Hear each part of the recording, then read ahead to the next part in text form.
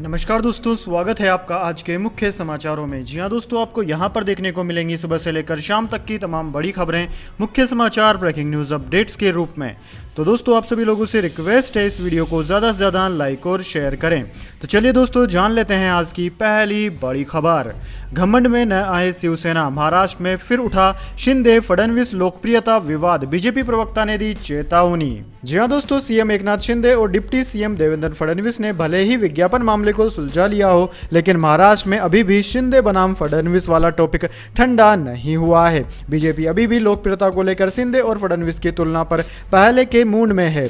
मंगलवार को भाजपा के मुख्य प्रवक्ता ने शिंदे खेमी की आलोचना करते हुए एक लेख लिखा। इसमें उन्होंने चेतावनी वाले अंदाज में कहा कि हम 2024 की जंग जीतना चाहते हैं, अहंकार में मत पड़ो और गठबंधन के बीच दरार न पैदा करो। एक विज्ञापन में शिंदे और फडणवीस के बीच तुलना को लेकर प्रदेश भाजपा प्रवक्ता केशव उपाध्याय ने मराठी दैनिक लोकसत्ता में एक विस्तृत लेख लिखा। उन्होंने लिखा कि फडणवीस 5 साल तक सीएम रहे, इसलिए वे डिप्टी सीएम पद की जिम्मेदारी लेने के लिए तैयार नहीं थे, लेकिन केंद्रीय नेतृत्व ने सोचा कि राज्य के कल्याण के लिए उन्हें कैबिनेट में होना चाहिए, इसलिए हमारे वरिष्ठ नेतृत्व के निर्देशन के बाद उन्होंने कैबिनेट का हिस्सा बनना स्वीकार किया। इसके बाद दोस्तों, अगली बड़ी खबर। रूस के मुद्दे पर भारत की स्थिति दुनिया समझती है। यूएस दौरे से पहले पीएम मोदी बोले, हम तटस्थ नहीं, शांति के पक्ष में खड़े हैं। जी हां दोस्तों, प्रधानमंत्री नरेंद्र मोदी ने कहा है कि रूस यूक्रेन के बीच मौजूदा संघर्ष में भारत शांति के पक्ष में खड़ा है। अमेरिका की ऐतिहासिक राजकीय यात्रा के लिए रवाना होने से पहले वॉल स्ट्रीट जर्नल को दिए एक इंटरव्यू में पीएम मोदी ने कहा कि जब यूक्रेन संघर्ष की बात आती है तो कुछ लोग कहते हैं कि हम तटस्थ हैं, लेकिन हम तटस्थ नहीं हैं, हम शांति के पक्ष में हैं। यूक्रेन के खिलाफ जंग छेड़ने वाले रूस के खिलाफ अधिक कठोर रुख नहीं अपनाने के लिए उनकी सरकार की अमेरिका में आलोचना होने की बात को पीएम मोदी ने खारिज कर दिया। पीएम मोदी ने कहा कि मुझे नहीं लगता कि अमेरिका में इस तरह की व्यापक धारणा है। मुझे लगता है कि भारत की स्थिति पूरी दुनिया में अच्छी तरह से जानी जाती है और अच्छी तरह से समझी जाती है। दुनिया को पूरा भरोसा है कि भारत की सबसे पहली प्राथमिकता शांति है। नई दिल्ली में प्रधानमंत्री निवास पर वॉल स्ट्रीट जर्नल को दिए इंटरव्यू में पीएम मोदी ने कहा कि सभी देशों को अंतर्राष्ट्रीय कानून और देशों की संप्रभुता का सम्मान करना चाहिए। विवादों को कूटनीति और बातचीत से सुलझाना चाहिए, युद्ध से नहीं। इसके बाद दोस्तों, अगली बड़ी खबर। 2025 से ट्रक चालकों के लिए एसी केबिन होगा अनिवार्य, गडकरी बोले। ड्राइवरों की हेल्थ पर पड़ने वाले नेगेटिव असर कम करने को लिया फैसला। जी हां दोस्तों, 2025 से ट्रक चालकों के लिए एयर कंडीशनड केबिन कंपलसरी हो जाएगा। सड़क परिवहन और राजमार्ग मंत्री नितिन गडकरी ने मंगलवार को इसकी घोषणा की। सरकार ने यह फैसला देश के लॉजिस्टिक्स क्षेत्र में लागत कम करने, लंबी यात्रा के दौरान ड्राइवरों के स्वास्थ्य पर पड़ने वाले नेगेटिव असर को कम करने और सड़क हादसों को रोकने के लिए लिया है। महिंद्रा लॉजिस्टिक्स के एक कार्यक्रम में गडकरी ने कहा कि जिस दिन से उन्होंने मंत्री के रूप में कार्यभार संभाला, उसी दिन से वह ट्रक केबिनों में एयर कंडीशनर पेश करना चाहते हैं। इतने समय से यह नहीं हो पाया क्योंकि लोग ट्रकों की मैन्युफैक्चरिंग कॉस्ट बढ़ाने के बारे में शिकायत कर रहे थे। गडकरी ने कहा कि आज इस कार्यक्रम में आने से पहले मैंने उस फाइल पर साइन किए हैं जो 2025 से ट्रक ड्राइवर केबिनों में एयर कंडीशनिंग को अनिवार्य करती है। इसके बाद दोस्तों, अगली बड़ी खबर। कोविड वैक्सीन की वजह से भारत में बड़े हार्ट अटैक के मामले, आईसीएमआर तलाश रहा इन 3 सवालों के जवाब। जी हां दोस्तों, साल 2019 में चीन में कोरोना वायरस ने दस्तक दी थी। इसकी शुरुआत तो चीन से हुई, लेकिन धीरे धीरे इस वायरस ने पूरी दुनिया को अपनी चपेट में ले लिया। साल 2020 आते आते भारत में हालात बिगड़ते देख लॉकडाउन लगाना पड़ा, जिसके बाद वैक्सीन बनाने की कवायदें शुरू हुई और कई देशों ने इस बीमारी का टीका खोज निकाला। हालांकि 2021 आते आते भारत में भी वैक्सीन लोगों को लगाई जाने लगी। हालांकि इसके बाद ही हार्ट अटैक के मामलों में अचानक बढ़ोतरी देखी गई है। अप्रैल 2021 में जब भारत में कोरोना ने खतरनाक रूप लिया था, तब आम लोगों को वैक्सीन लगाना शुरू किया जा चुका था। इसी दौर में देश भर में कई लोगों की मौतें भी हुई। कुछ की जान कोरोना वायरस की वजह से गई तो कुछ लोगों की मौत हार्ट अटैक और अन्य बीमारियों की वजह से हुई। इसके बाद सवाल उठने लगे कि कोरोना वायरस को रोकने की जो वैक्सीन बनाई गई है, उसकी वजह से लोगों में हार्ट अटैक का खतरा बढ़ा है। दोस्तों, इन आरोपों पर आईसीएमआर एक स्टडी कर रहा है। इस स्टडी की शुरुआती रिपोर्ट जुलाई 2023 में प्रकाशित होगी। अपने इस अध्ययन में आईसीएमआर भारत में युवा आबादी में कोविड-19 टीकाकरण और बढ़ते दिल के दौरों के बीच की कड़ी को समझने की कोशिश कर रहा है। इसके बाद दोस्तों, अगली बड़ी खबर। एयरपोर्ट पर जल्द मिलने वाली है गहन जांच से मुक्ति। ये तकनीक यात्रियों को देगी बड़ी राहत। जी हाँ दोस्तों, अगर आप भी एयरपोर्ट के माध्यम से एक शहर से दूसरे शहर अक्सर ट्रेवल करते हैं तो यह खबर आपके लिए फायदेमंद है। दरअसल दोस्तों, केंद्र सरकार ऐसी तकनीक लाने जा रही है जिससे एयरपोर्ट पर यात्रियों को सुरक्षा कर्मी द्वारा शारीरिक जांच से मुक्ति मिल जाएगी। नागरिक उड्डयन मंत्रालय से जुड़े सूत्रों ने न्यूज 18 को इसकी जानकारी दी। उन्होंने बताया कि देश के सभी एयरपोर्ट पर चरणबद्ध तरीके से 2 से 4 फुल बॉडी स्कैनर लगाए जाएंगे। इसके बाद यात्रियों, एयरपोर्ट स्टाफ और केबिन क्रू की शारीरिक जांच केवल दुर्लभ मामलों में ही की जाएगी। एक अधिकारी ने बताया कि एक बार आप फुल बॉडी स्कैनर और मेटल डिटेक्टर से गुजर जाएंगे तो इसके बाद केवल चुनिंदा लोगों की ही जांच शारीरिक रूप से सुरक्षा कर्मियों द्वारा की जाएगी। मौजूदा वक्त में हर एक व्यक्ति की जांच सुरक्षा कर्मी करता है। एक बार इन मशीनों के लगने के बाद हम विज्ञान को ही फॉलो करेंगे। दोस्तों, बताया गया है कि अगर फुल बॉडी स्कैन के बावजूद भी कोई व्यक्ति संदिग्ध नजर आता है तभी उसकी गहन जांच शारीरिक रूप से सुरक्षा कर्मी द्वारा होगी। इसके बाद दोस्तों, अगली बड़ी खबर। चीन बोला भारत से दोस्ती बढ़ाना अमेरिका का सेल्फिश गेम। कहा हमें टारगेट करना बंद करे अमेरिका, सप्लाई चेन में भारत हमें पछाड़ नहीं सकता। जी हां दोस्तों, प्रधानमंत्री नरेंद्र मोदी अमेरिका दौरे के लिए रवाना हो चुके हैं। पीएम मोदी के इस दौरे पर चीन के टॉप डिप्लोमेट और पूर्व विदेश मंत्री वांग यी ने ग्लोबल टाइम्स में एक आर्टिकल लिखा। उन्होंने कहा कि अमेरिका भारत के साथ अपने रिश्तों को इसलिए मजबूत कर रहा है क्योंकि वो चीन के आर्थिक विकास को रोककर खुद आगे निकलना चाहता है। अमेरिका की यह रणनीति फेल हो जाएगी क्योंकि ग्लोबल सप्लाई चेन में भारत या कोई भी देश चीन को पछाड़ नहीं सकता। वांग यी ने लिखा कि भारत को अमेरिका के जियोपॉलिटिकल जोड़तोड़ से बचना चाहिए। अमेरिका चीन को रोकने के लिए ये सेल्फिश गेम खेल रहा है, लेकिन भारत के विकास को अपने लिए चीन के साथ ट्रेड और इकोनॉमिक कोऑपरेशन बढ़ाना बेहद जरूरी है। इसके बाद दोस्तों, अगली बड़ी खबर। WHO ने भारत में बने 7 कप सिरप को किया ब्लैकलिस्ट। स्वास्थ्य मंत्री मांडविया बोले नकली दवाएं कतई बर्दाश्त नहीं। जी हां दोस्तों, WHO विश्व स्वास्थ्य संगठन ने अफ्रीकी देश गाम्बिया सहित दुनिया भर में 300 लोगों की मौत का जिम्मेदार ठहराते हुए भारत के 7 कप सिरप यानी कि खांसी के सिरप बनाने वाली कंपनियों को बैन कर दिया है। वहीं इस मामले पर केंद्रीय स्वास्थ्य मंत्री मनसुख मांडविया ने कहा है कि नकली दवाओं पर कतई बर्दाश्त नहीं की जाएगी यह नीति। उन्होंने कहा कि दवाओं की गुणवत्ता सुनिश्चित करने के लिए व्यापक जोखिम आधारित विश्लेषण किया जा रहा है। भारत दवाओं की गुणवत्ता से कभी समझौता नहीं करेगा। नकली दवाओं से किसी की मौत न हो इसके लिए हमेशा सतर्क है। उधर दोस्तों, WHO ने गाम्बिया में 66 बच्चों की मौत की वजह इन्हीं कप सिरप को ठहराया है। अंतर्राष्ट्रीय एजेंसी से मिली जानकारी के अनुसार कंपनी और नियामक अधिकारी इन कंपनियों की जांच कर रहे हैं। इसके बाद दोस्तों, अगली बड़ी खबर। आदिपुरुष के कलेक्शन में 65% की गिरावट। सोमवार को सिर्फ 35 करोड़ ही कमा सकी फिल्म।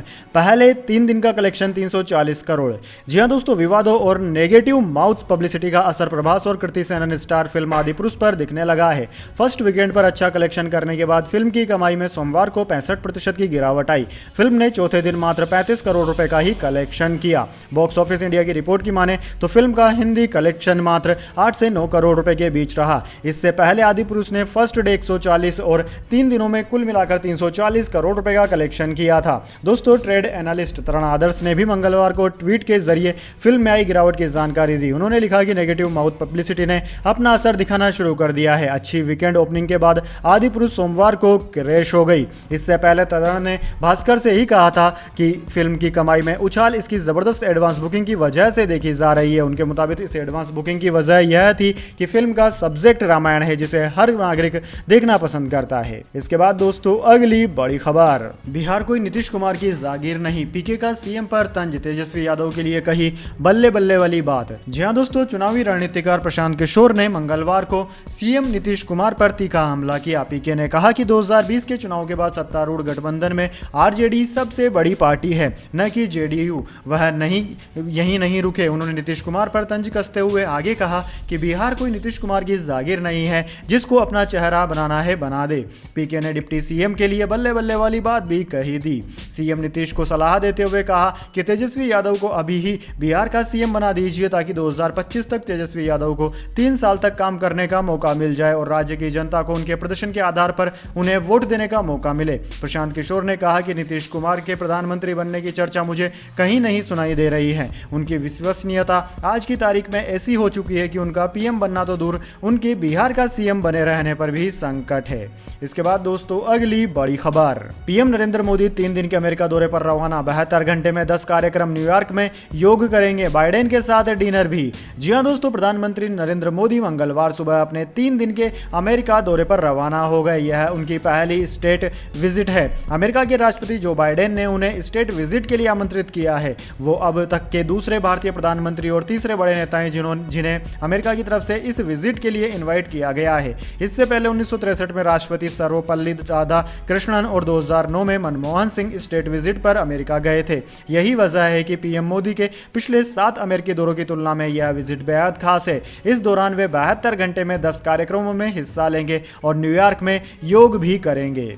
इसके बाद दोस्तों अगली बड़ी खबर, सौरव गांगुली प्लॉट केस। सौरव गांगुली की जमीन पर कब्जे की कोशिश, फोन पर दी धमकी और गार्ड को भी पीटा। जी हां दोस्तों, पूर्व भारतीय कप्तान सौरव गांगुली से जुड़ी एक बड़ी खबर सामने आ रही है। कुछ दबंगों ने गांगुली की जमीन पर कब्जा करने की कोशिश की है। इसको लेकर पुलिस में शिकायत भी दर्ज की गई है। शिकायत में कहा गया है कि दबंगों ने गांगुली की जमीन पर ताला तोड़कर कब्जा जमाया। इसी दौरान जब वहां मौजूद सिक्योरिटी गार्ड ने उन लोगों को रोकने की कोशिश की तो उसके साथ भी जबरदस्त जमकर मारपीट की गई। पुलिस में यह शिकायत गांगुली की पीए तानिया भट्टाचार्य ने की है। उन्होंने कहा है कि जब उन आरोपियों से फोन पर बात की गई तो वो धमकी देने लगे और बदतमीजी करने लगे।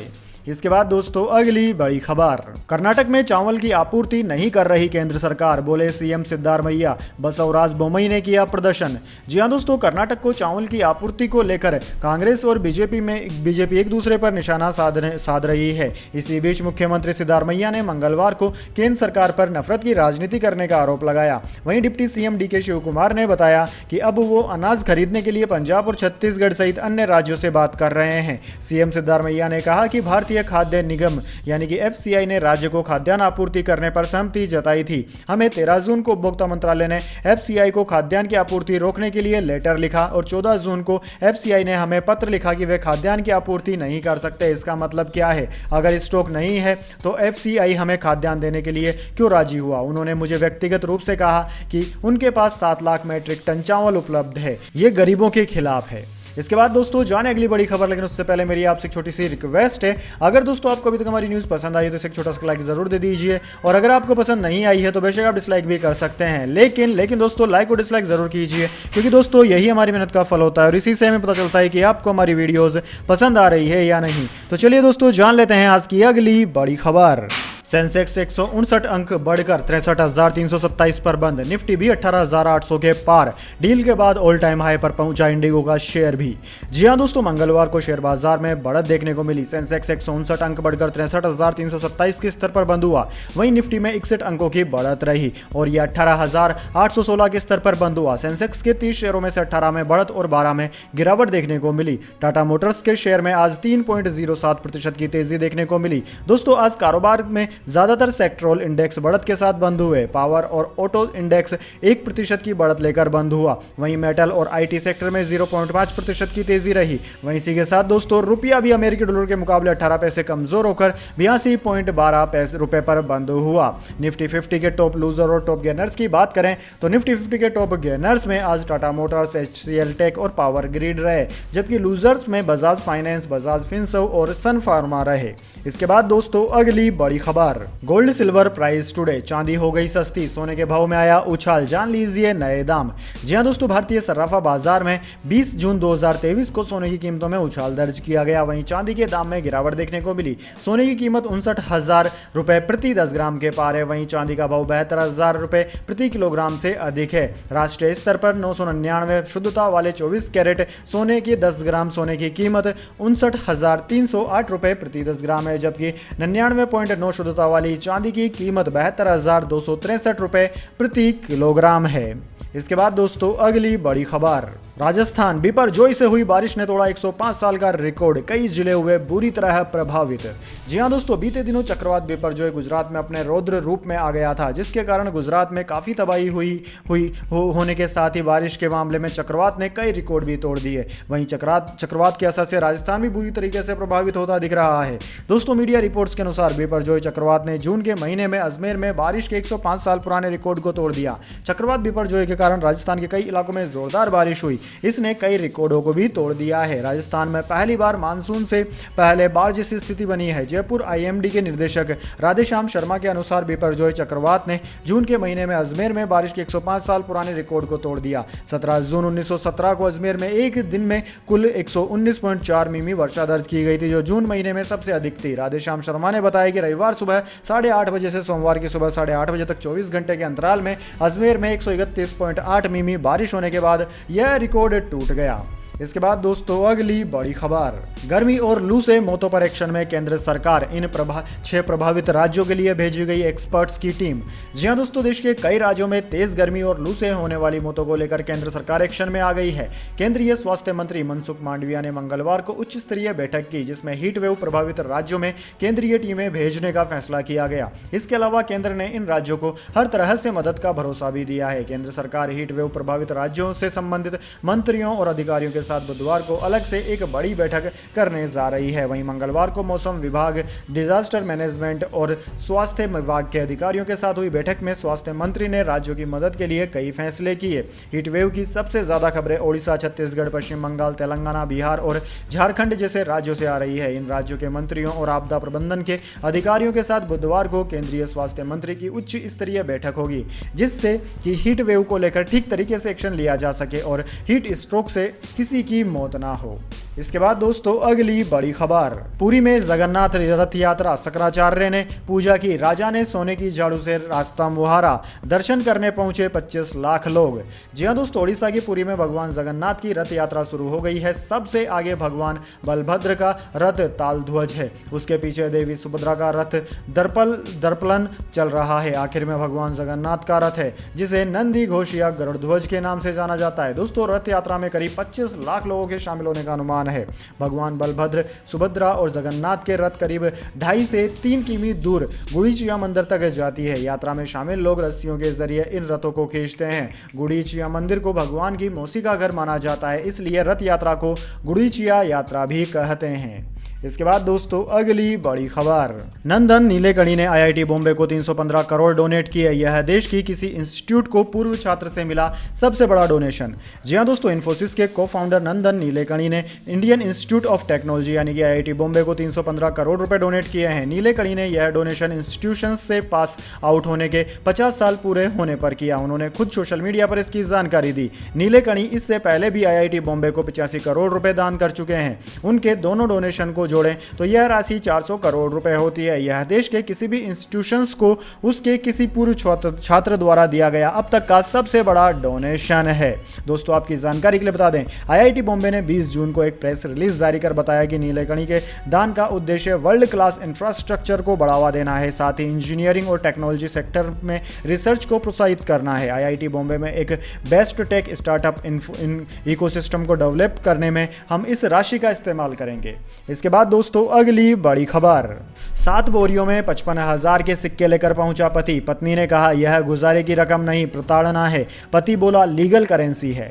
जी हां दोस्तों, जयपुर के कोर्ट में एक युवक 7 बोरियों में 55,000 रुपए के सिक्के लेकर पहुंचा। कोर्ट के आदेश पर उसे यह रकम अपनी पत्नी के भरण पोषण के लिए देनी थी। इतने सारे सिक्के देख पत्नी नाराज हो गई और इसे मानसिक उत्पीड़न करार दिया। जवाब में पति ने कहा कि यह भारत की वैध मुद्रा है, इसे स्वीकार किया जाए। कोर्ट ने पति को आदेश दिया कि सिक्कों की गिनती कराकर 1,000 रुपए की थैलियां बनाकर पत्नी को दे। केस की अगली सुनवाई 26 जून को है। सिक्के लाने वाले युवक का नाम दशरथ कुमावत है। उसके वकील रमन गुप्ता ने बताया कि करीब 10 साल पहले दशरथ की शादी सीमा कुमावत से हुई थी। शादी के 3-4 साल बाद ही दोनों के बीच विवाद होने लगा। पति ने कोर्ट में तलाक के लिए अर्जी दी। फैमिली कोर्ट ने पति को हर महीने पत्नी को भरण पोषण के लिए 5,000 रुपए देने के आदेश दिए थे। वकील रमन गुप्ता ने आगे बताया कि दशरथ पिछले 11 महीने से यह रकम पत्नी को नहीं दे रहा था। इसके बाद कोर्ट ने उसके खिलाफ वसूली वारंट जारी किया। इसके बाद भी उसने पैसे नहीं दिए तो गिरफ्तारी वारंट जारी हुआ। पुलिस ने दशरथ को गिरफ्तार करके कोर्ट में पेश किया। पैसे चुकाने पर उसे जमानत दे दी गई। इसके बाद दोस्तों अगली बड़ी खबर, यूपी के एक और माफिया के खिलाफ चला बाबा का बुलडोजर, दर्ज है 52 एफआईआर, 3 करोड़ का बंगला हुआ ध्वस्त। जी हां दोस्तों, यूपी के एक और माफिया के खिलाफ योगी सरकार का बुलडोजर गरजा है। मामला गोरखपुर से जुड़ा है, जहां राकेश यादव के अवैध निर्माण पर जीडीए ने बुलडोजर चलाया है। माफिया राकेश यादव के करोड़ों के अवैध निर्माण पर बुलडोजर चलाकर गिराया जा रहा है। करीब 7,000 स्क्वायर फीट में माफिया राकेश यादव के 4,000 एरिया में बने अवैध निर्माण को डीजीए द्वारा गिराया जा रहा है। दरअसल दोस्तों, माफिया राकेश यादव द्वारा अपराध से अर्जित अवैध प्रॉपर्टी को खाली कराने की कवायद में जिला प्रशासन जुटा हुआ है। SP north Manoj Kumar Awasthi, CO चोरी चोरा, एएसपी मानुष पारिक और जीडीए के अधिकारियों की मौजूदगी में माफिया राकेश यादव के बंद मकान का ताला तोड़कर घर में रखे गए घरेलू सामान को निकाला गया, जिसके बाद माफिया राकेश यादव के अवैध निर्माण पर बुलडोजर चलाया गया। गुलरिहा थाना क्षेत्र के जुगुया इलाके में कार्रवाई की गई। दोस्तों, आपकी जानकारी के लिए बता दें, गोरखपुर जेल में बंद माफिया राकेश यादव के अवैध निर्माण पर जिला प्रशासन ने यह बड़ी कार्रवाई की है। उसके ऊपर 52 मुकदमे दर्ज और फिलहाल वह हवालात में बंद हैं। तो दोस्तों, यह थी आज की तमाम बड़ी खबरें। इसके बाद दोस्तों बारी आती है आज के माइंड क्यूज क्वेश्चन की। जी हाँ दोस्तों, एक आसान से सवाल का जवाब देकर आप जीत सकते हैं एक अमेजिंग सरप्राइज गिफ्ट हमारे यूट्यूब चैनल की ओर से। तो दोस्तों, आज का सवाल आपकी स्क्रीन पर आ चुका है। महाराणा प्रताप के घोड़े का नाम क्या है? जी हाँ दोस्तों, अगर आप जानते हैं महाराणा प्रताप के घोड़े का नाम क्या था तो जल्दी से कमेंट बॉक्स में लिख दीजिए। अगर दोस्तों आपका जवाब होता है एकदम सही और आप चुन जाते हैं लकी विजेता के रूप में, तो आपको मिल सकता है एक अमेजिंग सरप्राइज गिफ्ट हमारे यूट्यूब चैनल की ओर से। साथ ही दोस्तों, आप हमारे यूट्यूब चैनल को लाइक कर लीजिए, चैनल को सब्सक्राइब कर बेल आइकन जरूर से दबाएं ताकि हर वीडियो की नोटिफिकेशन सबसे पहले आप तक पहुंच जाए। धन्यवाद। वंदे मातरम। जय हिंद, जय भारत।